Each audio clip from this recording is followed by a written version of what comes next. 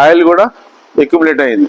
దీన్ని తీసేసి మేము మొత్తం సర్వీస్ చేసి క్లీన్ చేసేసి మళ్ళీ ఎక్కించేసి ఈ డీకార్బనైజింగ్ మొత్తం చేసేస్తే ఈ పాత పైపులలో ఈ ఇంటర్ కూలర్లో ఈజీఆర్లో ఉన్న కార్బన్ మొత్తం తీసేస్తాం.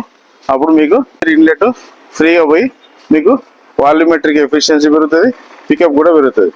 మీరు చూడొచ్చు ఇది మొత్తం ఎలా డ్యామేజ్ అయ్యిందో. ఇది మొత్తం కార్బన్ డివైడ్ అయిపోయి ఈ ఫ్లో అనేది ఆల్మోస్ట్ తగ్గిపోయింది, సగానికంటే సగం తగ్గిపోయింది. ఆ ఫ్లో పెంచితేనే మళ్ళీ మీకు పికప్ అనేది పెరుగుతుంది. ఈ టర్బో చార్జర్ కూడా చూసాం. టర్బో చార్జర్ అయితే వర్కింగ్ బాగానే ఉంది.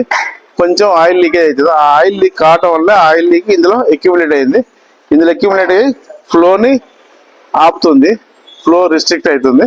అందువల్ల అది మేము క్లీన్ చేస్తున్నాం. ఇది చేసిన తర్వాత మీకు యాజ్ ఈజ్గా పికప్ చాలా వరకు ఇంప్రూవ్మెంట్ వచ్చేస్తుంది. Thank you.